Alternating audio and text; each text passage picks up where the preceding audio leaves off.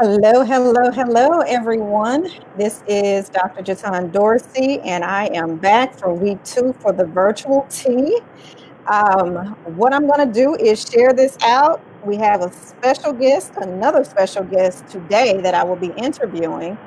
But again, I don't like to be stingy with this goods that we are about to share. So I'm going to share this out. And if you're joining us, make sure that you do the same. Say hello so that we know you're out there because we like to talk. We like to talk back to you. We want to hear from you. So as you join, say hello, and we will get started here shortly.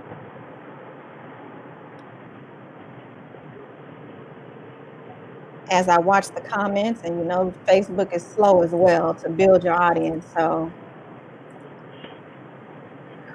we will see how this all pans out. I have a couple places to share this.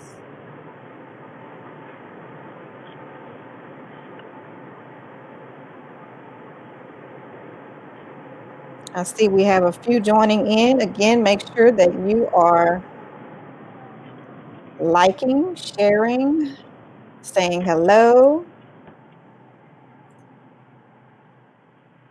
because I'm doing the same. I wouldn't dare ask you to do something that I wouldn't do.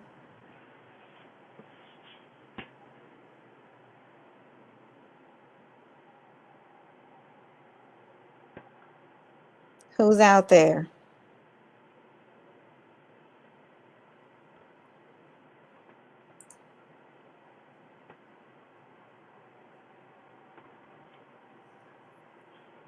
Okay, I think I got it shared. So we will jump right in. And as you all join us, as I mentioned, make sure you say hello, share this out, give us a thumbs up, heart love, all that good stuff, because we want to make sure that we acknowledge your presence and appreciate you for joining us on this virtual tea. Again, this is the second week. And if you don't know me, I'm Dr. Jatan Dorsey, Amazon bestselling author, 4 times, speaker, life and business coach, professor, and corporate leader, also founder of the Commend Her Network, a nonprofit organization.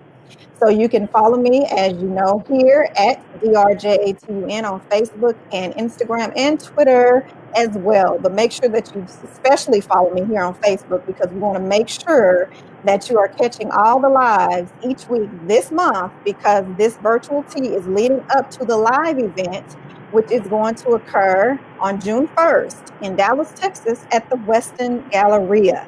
Now, this is the 4th year for the Intentional Living High Tea, and I'm just saying, it's not something that you want to miss. And each day, each week, this month leading up to it, we're just giving you appetizers of what you're going to experience in live and in person and in color on June 1st. So with that, I want to give a couple shout outs to some of our sponsors and or vendors that have been very supportive in this initiative, this movement, intentional living. And that's Curls, it's Mary Kay, Arm Candy, Delicious Scrubs, True Boutique, Young Living Lifestyle Wellness, and My Dearest Boutique. So if you are looking for an opportunity to sponsor, to support this movement, please let me know. Feel free to drop a comment below. Let us know that you are interested. But as I mentioned, I'm interviewing some boss ladies, some business beauties, some super friends, whatever you want to call them, as long as it's good stuff. That's who I'm interviewing all this month. And today I have Miss Professor Dr. Amira Frieman. And I want to, give you a little bit about her background before we jump into our conversation, because this is going to be important. And this is for you to know exactly who you're playing in the sandbox with, right? That's always important to know. So let's start by stating that she is a professor, as I just mentioned. She's a professional development specialist, also has a degree in business administration and criminal justice. Also, she has a master's in professional development with a concentration in life coaching. And then she's a professional coach and adjunct professor at the Dallas County Community College District. She's also an Amazon bestselling author with the book Victoria's Journey. Journey, I love that. I'm going to have to go back to that topic there, since we're talking about arriving, right? Right. And For Victoria's beginning, she actually earned the National Indie Excellence Award in African American fiction. That is awesome. So, with 6 fiction books, 10 professional development training curricula, and certified leadership and anti bullying advocate training manuals in her repertoire, Professor Frieman also founded and leads the Stopping the Madness Anti Bullying Foundation and created its premier program, the Dallas Women's Success Initiative Conference, to facilitate positive professional and personal development through knowledge building for women. Whew, that was a mouthful. You're doing a lot. I know. I know. I Well, know. welcome. I am so glad to have you on. Well, And thank you. we are going to just jump right on in, right? So, as you all know, if you tuned in last week and if you've been listening to any of the other videos that I randomly post or any of the posts that I post about the event, this year's theme, every year there's a different theme. This year's theme is the arrival. So, last year, or I keep saying last year and last month, and it's actually just last week, but that's how much is going on. It just all meshes together. Nevertheless, last week, I reminded you all of the analogy for this whole arrival thing, right? When we talk about using the GPS and you typing in the address and you know you're at point A, but you want to get to point B. And sometimes we in life expect or wish that we had that system that tells us you have arrived, right? And we Right. don't always have that guidance. We don't have that direction. But what we're going to talk about today is what arrival means to you, Amira. Just in general, how did you arrive at where you are? And as we just talked about from your bio, you have authored books, you've written curricula, you've taught, you're a life coach. So there's a plethora of things that you're involved in that you're doing well. So if you had to share with us just a high level thought, how did you arrive at the point of which you are today?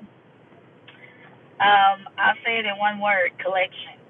So when you collect things, collect knowledge, you collect experiences, you collect friends, you discard friends sometimes, you collect acquaintances, you collect business partners. So I am an expert at collection.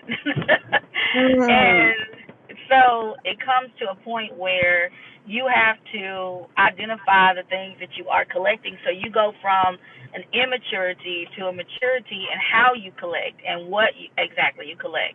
Because, I mean, we all know we're young. Sometimes we make more collection efforts for material things. And then as we get older, we start to value and collect things that are not just immaterial, but are so important to our own enrichment. So for me, it was about collecting knowledge, collecting all of my experiences, and having that as a knowledge base to do everything that God blessed me to be able to do. wow.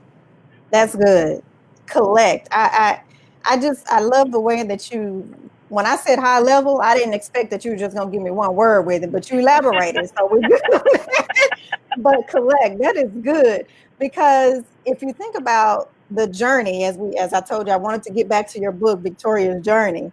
If you think about the journey in life that we have, that's really and truly how we build if we collect, right? But when we talk about collection, let me ask you this.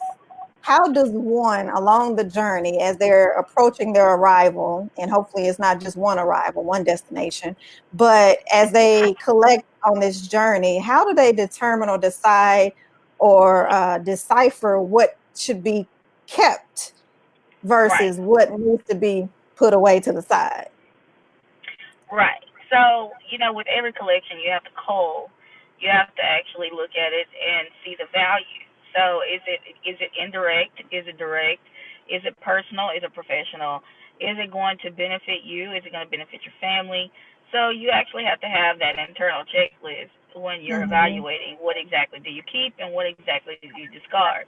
A lot of the times, you're going to discard feedback more than anything else, but I always say if you collect the various amounts of feedback, whether negative or positive, that particular collection is always going to be there to hone your skills, to perfect you, and to get you closer to where you're supposed to be.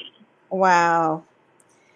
I love how you mentioned specifically the opinions or the impact that others may have, because it could be negative or positive, right? So we have to have that gift Right. of discernment to know exactly what it is that we should discard and what we should use. Or as the most mature and senior people may say, eat the fish and leave the bones, right?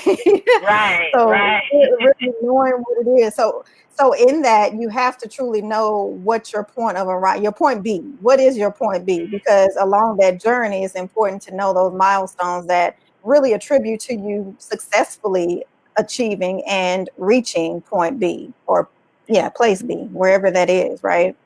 Exactly, exactly. You have to be able to have that discernment. You have to be able to take that discernment and actually apply it. Because most of the time, a lot of people have discernment, but they never apply it.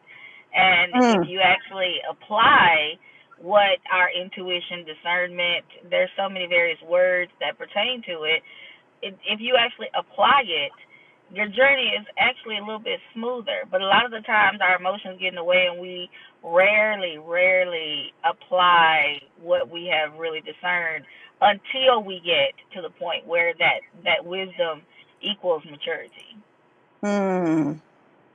So if someone is to think about wisdom, graduating their wisdom to maturity, although some just assume that just having wisdom is maturity, right? So how would you explain the difference, or explain the progression of that to someone who well, may think that? well, wisdom. I mean, I always tease my purpose interventionist. I always say mother wit. Okay, that's an old time saying. You got some mother wit.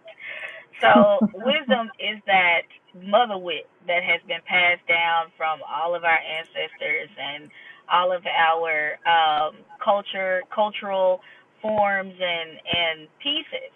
So all of those heirloom pieces that we bring with us, that is wisdom.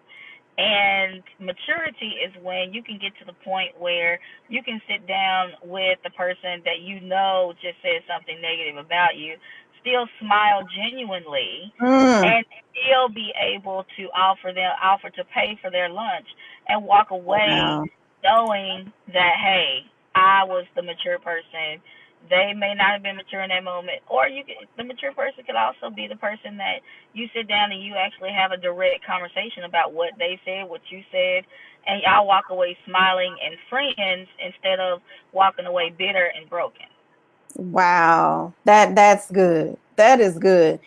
I want to make sure that I acknowledge those who have joined us, and my little cheat sheet on my screen is not working. So that's why I'm looking down. I'm actually looking at my phone to make sure I'm not missing anybody. But Janine, thanks for joining. Ashley, Floyd, Tam, and Jamelia. We have a few others, and I don't want to click this and add another voice into, the recording now from my phone. So we're not going to do all that. So showing y'all some love, give us some hard love, thumbs up, share this out. Make sure that you are ensuring that your friends, family, and as I said last week, even your foes are getting this good, because what Amira just mentioned was absolutely some tea that needed to be spilled today. And as you talked about, getting to a place of where you can still, work past and be okay with the fact that someone may have mistreated you, said something negative about you, and just, continue life in a way that is not distracted by that, nor do you change your being behind such things occurring. That makes me think Right. of one of your initiatives here, the Dallas Women's Success Initiative Conference, which I had the pleasure of speaking at, and that was in March, right? Right. Right. Right. You were wonderful. Oh, well, thank you. Thank you. I totally enjoyed it. Guys, if you have not attended one of her conferences, it's annual, and we talked about everything from sisterhood, leadership, wellness, to bullying, everything, right? And I bring Yes, that up we because, did. again, we were just talking about the maturity, level of maturity that you need to move past and continue to push through the journey and make it to your destination. I hate to just say destination, because it's really not that end state. It's Right. just one of your many arrivals in life, hopefully.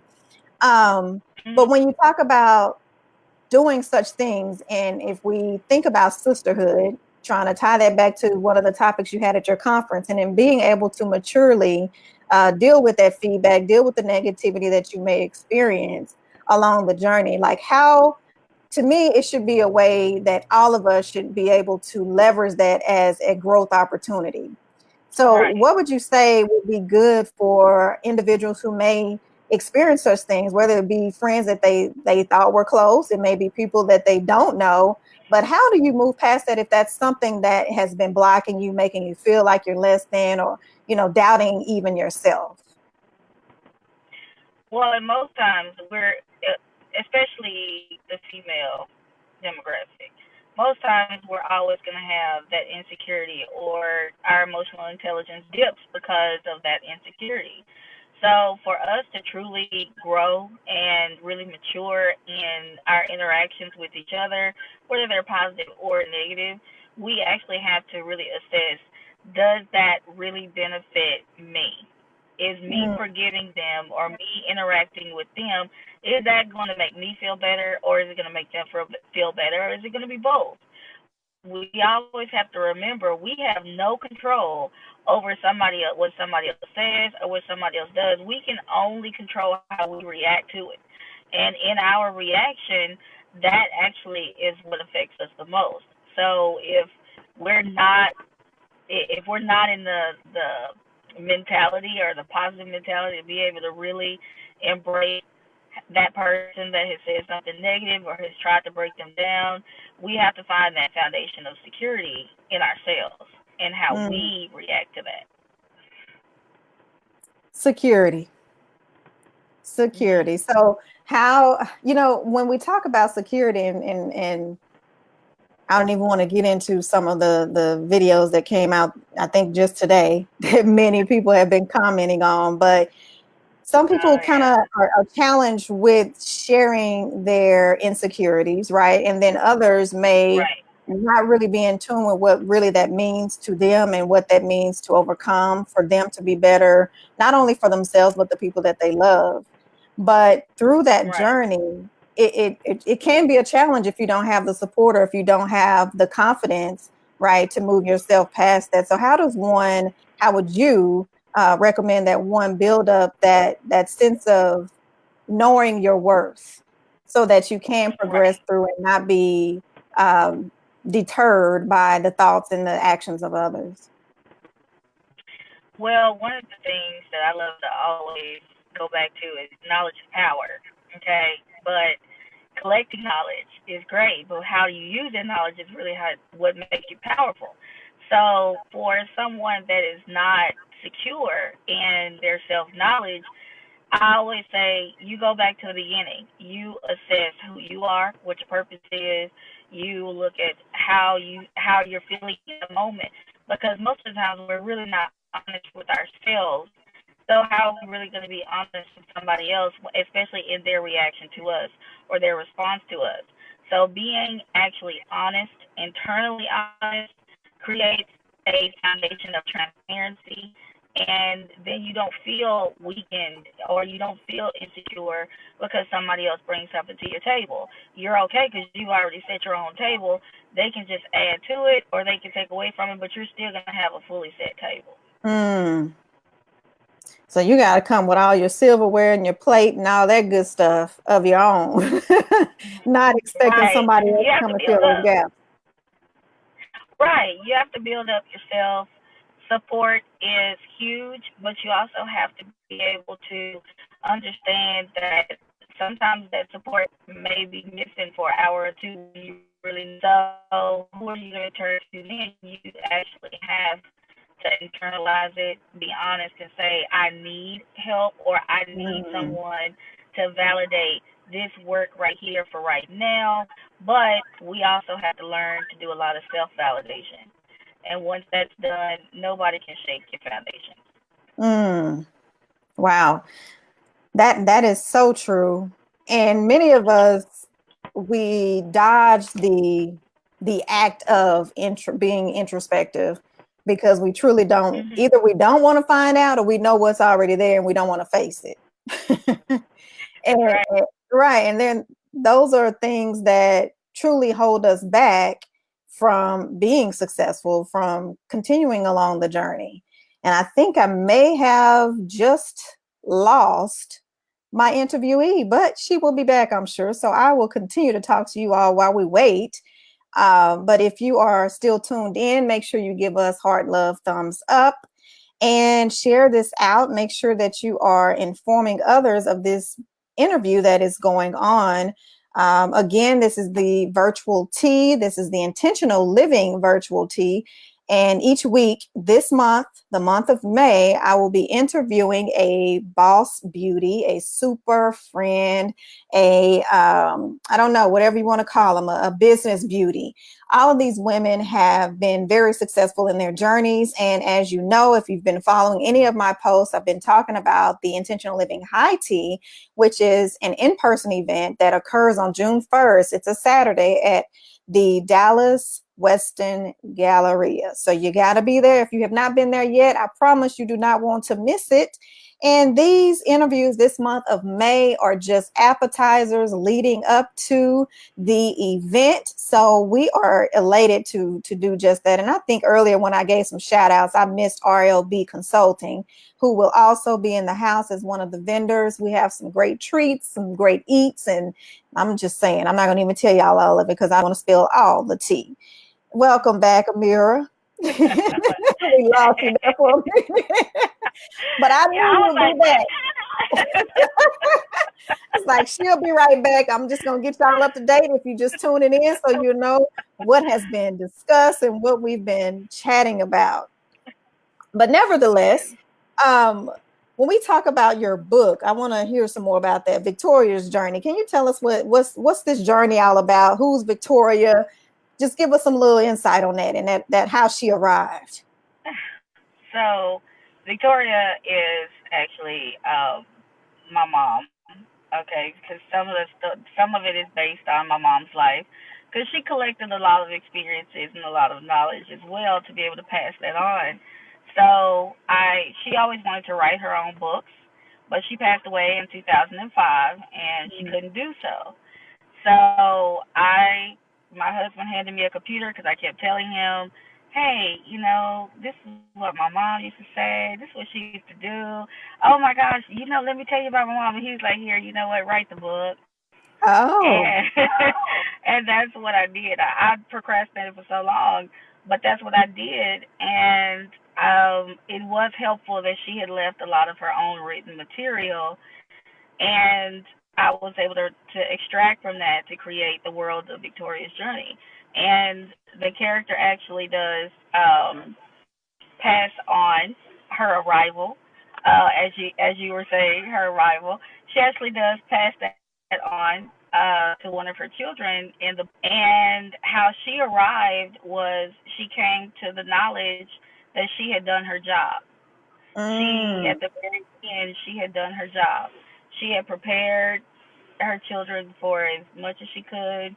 She had done and lived a full life, and she was ready to go.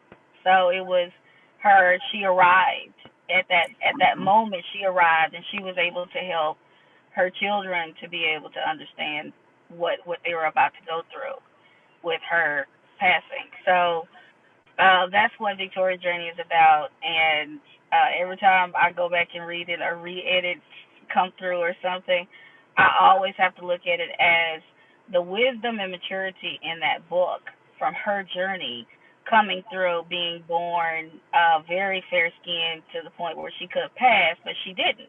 Going through childhood abuse, domestic violence, just there were so many pieces to her life, Wow. and the most important thing for her was the success of her children, not letting her children be victims of her circumstances.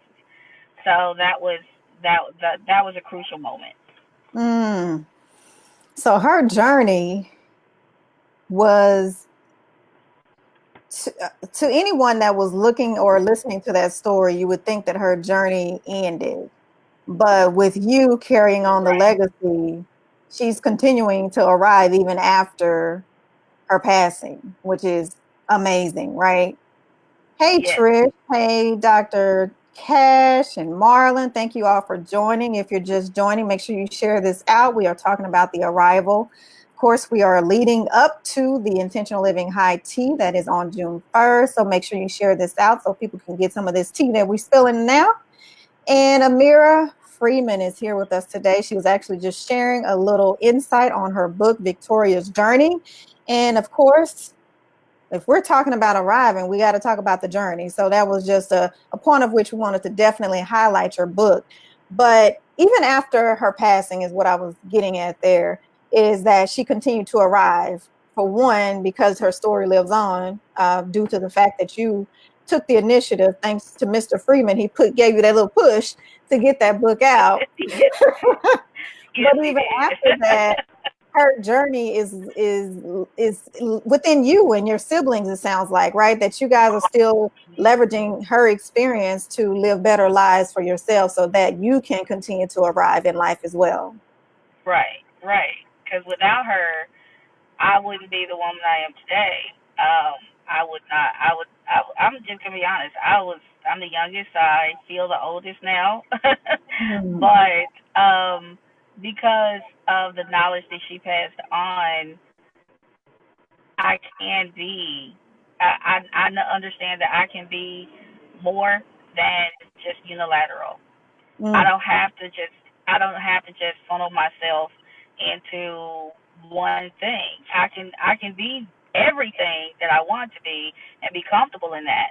But if I'm uncomfortable, it's time to let it go and let somebody else walk in that lane. So Mm. for and that's always a key point because a lot of us step into somebody else's lane. And I always tease I always tease Janine Tillman. I always tell her, I don't like bunions, so I'm not gonna walk in anybody else's shoes. Okay. So so And she's tuned so in as well, so she yeah. heard that. Yes, I don't like bunions. So Um, I like to stay in my lane, but I do know that I am multifaceted, and most African American women or women of diversity are because we've had to be. Hmm. But on the flip side of that, just coming forth in her knowledge is understanding more about myself and how I can share that because she always shared her knowledge. She always poured out into other women, even when they didn't want to hear it. She did it. so, Right. so that's my thing. I want to make sure that I'm pouring out the same way. So her legacy does live on, and she just, like you said, she just keeps arriving because her legacy lives on. Hmm. And that's one of the main things that I want attendees on June 1st and even the viewers throughout this month to get out of this whole theme of the arrival. Even in one of the quick video posts I posted maybe a couple weeks ago, I mentioned that some people may see that and think, oh, girl, I've already arrived. And others may be like, oh, that sounds good. Let me go figure out what this arrival thing is about. But either way, I need you in the place because in essence, we should always continue to arrive. But part of the challenge for many of us, especially to those who are very ambitious and uber, excited to do so many different things, is that we don't take the time out to celebrate the wins as we go along. Those wins are those points of arrival. But again, we want to keep arriving. So just because you set a goal to get a degree or an advanced degree or whatever that may be, once you do that, doesn't mean that you stop there, and nor does it mean that you should continue to look for something without celebrating that win first. So how do you Right. for yourself move along this journey in a way that you continue to pour into yourself and keep yourself excited about the next arrival and pushing towards it? Because some people may not have the motivation. What keeps you motivated? My 6 kids. Okay, my husband and my 6 kids. Okay, everybody always laugh when I say 6 kids, but we have Yes. 6 kids. Wait a minute, you got 6 kids and look, let me look at this bio. And how many degrees and books, girl? Yes. And so, when with the launch of our newest product, my business partner and I, and we were waiting, we were waiting. So this is just an example. We were waiting for this big, huge thing to drop in our laps. And we really weren't celebrating the fact that we are two African American women that have a relationship with a manufacturer in China that we have come so far past engineering to actually put forth a product that's packaged, wrapped, ready for retail and on sale. And we were just like, oh, we gotta. Well, when we get that, well, when we. And so, so my husband, when it hit online on Amazon, it really, it hit me just a little bit. But then my husband was like, "Oh, we're gonna celebrate," and I'm thinking, "Celebrate? You got more No, work let's, to do. let's do some more stuff."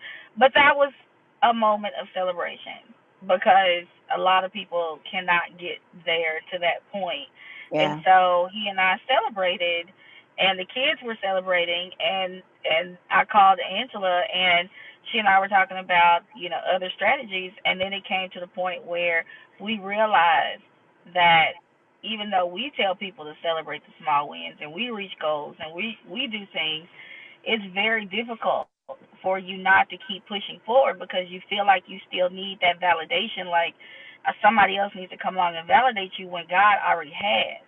When he Mm, gave you what he gave you, he validated you in that moment. And so we do need to celebrate the small wins. I know I am a person that a few years ago I was diagnosed with chronic depression, had it for almost 20 years. And the small wins for me is when I can get up out of the bed and be positive, have a great day, and still pour into women positivity and the women knowledge into women that they need, wow. and still be able to come to the point and say, I feel great. I feel validated. I can write another curricula tomorrow for a school district and be fine. Mm, that's good. That's good. And I'm sure it took you a lot to even get to that place, right? Which makes me think of this post I saw. I made a note about it to make sure I mention this, and this is the perfect time to do so. But the post said, "Don't let the process punk you out of the promise." So as we go Mm, through this life's journey, and the journey is the process, so many things mhm. could occur, right? So many detours, so many barriers, so many things that could tell us or convince us that we shouldn't continue on, right? But Right. don't allow that to deter you or punk you out of the promise, because you know what the promise is. And as long as you have your eye on the prize and you have that goal, then you should continue to push forward. And I can just only imagine what or how big of a challenge that was for you to be going to feel the depression, right? And not want to get out of bed or not want to deal with people, but you continue to push through that. So since you mentioned that, if someone is out there that's dealing with something similar, what advice would you give them to continue to move forward in motivation and tracking towards their goals? Well, you said something there about promise. And my thing, one of the things that is very, very dear to my heart is there's passion in the promise of your purpose.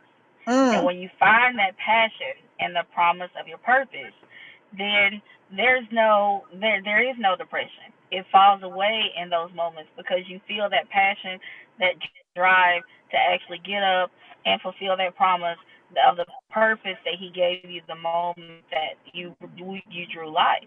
So for somebody that is suffering from chronic depression or depression or any mental illness, I would always say that you need to always concentrate on you and one step at a time. If you have decided you set a goal, make it a smart goal so that you can break that down into bites and pieces so that depression doesn't have time to come in, to creep in, because you are actually moving forward. You taking a small bite at a time. How do we eat an elephant? One bite at a time. So mm-hmm, you're taking small bites out of that elephant in the room so that you can be successful and find that passion in the promise of your purpose. mm, that's good. We have a few comments here. Guys, if you have questions as well as you're listening, don't hesitate to post those, because again, although technology doesn't always work with us, I'm going to keep working. So I'm working on my phone Right. over here to the side. So if you see my eyes moving over, that's what I'm doing. But anyway, we have a comment from Dr. Cash. She says it's hard to give healing to others when you're trying to heal yourself during the process of the journey. It doesn't mean you are punching out, but pushing through even when you don't want to. That's right. Trish I also agree. mentioned Trish also mentioned about the don't let the process punk you out of your promise. She said, I need to type that so I can see it. So that is good. That's good stuff there. So then also you mentioned, or we mentioned earlier about your foundation, the Stopping the Madness Anti-Bullying Foundation. So tell us Mhm. how you came to creating that foundation and then how it ties into the DWSI, which we mentioned earlier. Well, Stopping the Madness is we created Stopping the Madness, my husband and I, because two of our children had been bullied to the point where one had to be committed to a mental facility for a week, and the other one was 11 when he had to have a colonoscopy and polypectomy. So yeah, and it's unheard of for an 11-year-old to have such stress-related asset that it actually bothers a GI doctor that they feel like they have to have that procedure. So we decided to address the school had no tools. They were lost. I looked at their policy. Nobody was following policy. I looked at the law, and nobody was following the law. So they Wow. were just all over the place. And bullying was becoming a epidemic, but the CDC did not determine it an epidemic until 2017. So with the rise of teen suicides, you see these school shootings, and they always attribute it to bullying and social bullying, which is basically ostracizing or gossiping or telling kids don't play with them. So they always attribute it to that, and sometimes there are those factors that are included. So when we started it, it was basically so that I could walk the journey through for my son. And because I was completely lost with my daughter, because when somebody takes your child away and locks them up in a mental facility for almost 2 weeks and tells you can see them whenever we let you see them. We got to heal Wow. for and it's just those moments. I'm like, wait, you said what? And Mm-hmm. I realized that no matter how much education, no matter how much parenting, that it was done, and I couldn't do anything about it. Um, so what we ended up doing is we talked about it together, and we decided to start Stopping the Madness because after I walked the journey, then several parents at the same school let us know they were needed to walk the journey and had no idea. So I got with a lawyer, I got with another educational expert, and I wrote the advocate training for educators and for parents. And then we established the foundation so that parents would have somewhere to go that was a resource, somewhere to go that if, let's just say, if their child is the bully and or they thought the school thinks they're the bully or the aggressor as they like to call it, and they had no one to advocate for them, then we go in and we even advocate for those children, Wow. and we get the full story, so that because there's always his, hers, and the truth. So we always come in and get the truth. And now now several school districts actually see us coming, or they see me coming, and they're like, no, I We don't want her to come I in. look, here's the paperwork. You can go through it when you want to.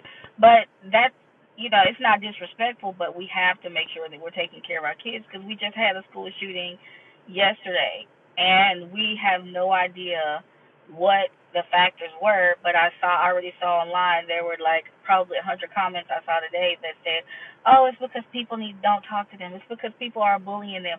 We have no idea, but this is the time that we would go into that school and we would figure it out. So that's what Stopping the Madness does. And DWSI, in our journey of Stopping the Madness, we found out that there are higher statistics for females, young women, and women at work that are actually bullying their coworkers, that are actually Wow. bullying in college, that are actually bullying in secondary school and elementary school. So the rise in the statistics between 2012 and 2016 was so great that all I was looking at on Facebook was world star fighting, girls fighting, women fighting, teachers fighting, girl. It was just so much. So I sat down and I realized that we can't allow the diversity of our culture to get so discombobulated that all we know is the physical violence Mm, and the conflict and the negativity. And if we can remove that by being truthful, transparent, and bringing it to the platform, bringing it to the floor, and addressing it with panels and workshops to build as we are enriching at the same time, then I feel like we could impact bullying more, because who has more impact than a woman on education and wow. learning?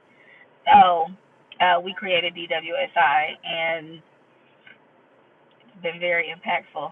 The Yeah. outcomes, great. I can see with my first experience speaking at your event in March, that was is very impactful. You're touching a large audience, and what you're sharing is very needed. And I think you mentioned it's a culture, and actually Dr. Cash mentioned the same thing in the comments. So the folks are following, and we're listening to everything that you're saying. So I know that for you to be an educator, it's only right that you mention statistics and the research, and how can you dispute facts, right? So for all of you out Right. there listening, I'm just saying, listen to the facts, hashtag facts. It's And I love facts. how, right, and I love how you had the background and the personal experience that brought you to the arrival, right, of your business, of your foundation, of this book. And that's another thing that I want to make sure that this virtual tea, as we go in even into the live tea, is communicating to everyone that experiences it, right? Is that there Right. are again so many different point B's. You may even consider it point C, D, F, whatever it is, but there are many arrivals in life, and there are many different journeys towards each of those arrivals. And even Right. simultaneously, you could be striving towards two different things that take you in two different directions at one point in your life, meaning that the milestones to get there require you to do so many different things. And that's where we Right. catch ourselves multitasking. And sometimes we got to watch that, because if we think we had a family dinner not too long ago, and we were talking about multitasking and how really you're not multitasking, because if you're doing that, you're probably missing out on something. Something's not getting the attention it Mm-hmm. needs, right? But it's all about being Right. intentional. Again, back to the topic and the title of this event, this movement, intentional living. Which, when we talk about being intentional, it's having a plan, but you also want to move past having the plan and do some action, and Right. consistently. Right. So, with our guest, especially Amira today, since we're talking to her, and then, of course, we had an awesome guest last week as well. But for you to arrive at the many different successes that you have thus far, I know you have so much more to come, but I can just only imagine the journey that it took, and you clearly didn't punk out. No, I didn't. No, I didn't. For me, one of the things was, if I quit and my kids see it, my husband sees it, they're gonna think, because they look at me as the example to keep going. Because one of the things I didn't mention was that I was 11, almost 12 when my mother became disabled, and as the youngest, I didn't really think that her care would fall on me, but it did. And so for 17 years, I cared for her, that until the day she passed away. Yeah. So for my kids to see that and say, well, mama took care of grandma, and she worked and went to school, and she still kept moving. And my mom always, that was her favorite expression, keep moving. And I added, keep moving forward later Mm, on. So that's what my kids already know. If they're going to say something, it's going to be, keep moving forward. Don't let a teacher, don't let a student, don't let anybody stop your progress. You keep moving forward. Don't worry about what they said. Don't worry about that. right. If it's a teacher, mommy gonna come up there and handle business. But I'm coming to handle business. But I look at them and I know I can't stop. And yes, I do take several pauses sometimes when heavy things are on me. I take several pauses, because sometimes if you don't take that pause, you're gonna have to stop down the road, Yeah. because you're not gonna have a choice. So to keep just moving forward because and there's passion in the promise of your purpose. Mm. I love how you said keep moving, but you had to add keep moving forward. Forward. Right. You can't move sideways. Because Right. somebody told me once, and I thought it was very funny of how sometimes we are walking forward and we're thirsty and we're waiting to get to the oasis and the fountain and get that good drink. But then somebody over here to the side has, like a cup of water and it's not even a full cup, it's dirty, it's not great, but we thirsty. And instead of us waiting and trying to get to our real arrival, we take that cup The of dirty water water. and no, we take the dirty water that's not good for us and take a sip of it, and then it takes and now we try to get back on the path, and the path is gone. So now we got to Hmm. make a new path to try to get to our destination Yeah, that's instead of that's just good. moving forward. Keep moving forward. Trish said, "Amen. Don't let the grass grow under your feet." I love her. Yes. Hey, Jesse, thanks for joining. And Shira in Kenya, thank you all for joining. Make sure if you're tuned in that you are saying hello, that you're sharing this out again. We have been chatting about the arrival, which is the theme this year for the Intentional Living High Tea. But what you're watching and tuned in to right now is the virtual tea. Also intentional living, Yes. but it's the virtual tea. And right now, we're just giving you a little tidbit of a drop of the tea that you're gonna actually receive on June 1st. So I did post the link to the event in the comments. So if you are interested in grabbing your ticket for the June 1st event, make sure that you click the link, grab your ticket for you and a friend. I mean, it's Mother's Day weekend this weekend. Maybe that's your gift to mom, or auntie or whomever else it is, but make sure that you are in the place. So we are Yes. going to wrap it up here. I know I've held you for a good time here, but you were pouring out some It good was stuff, and wonderful. I appreciate you for taking the time out of your busy schedule to participate in the virtual tea. Well, thank you. So I am blessed by it. I'm so glad you are. I think I had a delay there. I don't know what happened. Nevertheless, we are going to wrap it up here, but what I do want to remind you of is again the tea. The link is in the comments if you are interested, or just, tuck it away, save it, think about it just for the day. Tomorrow, go ahead and grab your ticket for you and a friend. We will all be there. All the virtual speakers that you will experience this month will be there, plus some good eats and treats and a few more things. I'm just saying, I just be having stuff up my sleeve. Sometimes I don't even know what's going to come out the sleeve. So you might just want to be in the place. I'm just saying. So, with that, I'm going to go ahead Yes. and close this out. And again, make sure that you continue to tune in each week. Next week, we'll be live on Tuesday with Dr. Stacia Alexander. So, make sure that you tune in for that. And also, shout out again to all the vendors, sponsors, donators, and the attendees who have already grabbed your tickets, because you know how it's going to go down. And finally, we are going to shut this thing down for once again. This is the second week, and we will be back next week. Again, Amira, thank you for joining us, and I look forward to having you as well, live and in color on June 1st. So, guys, if you want to meet her in person and learn more about all of these wonderful endeavors she has going on, that will be your opportunity to do so. So, with that, we are going to close it out. Amira, any closing remarks before I shut it down? Nothing much. Just keep moving forward. Yes, keep moving forward so you can arrive at the destination that you are seeking. Even though we won't hear that GPS say you have arrived at your destination, just know that you are arriving, and we hope that you will continue to arrive throughout life. With that, ladies and gents, enjoy the rest of your evening. We will see you again next week. Bye for now.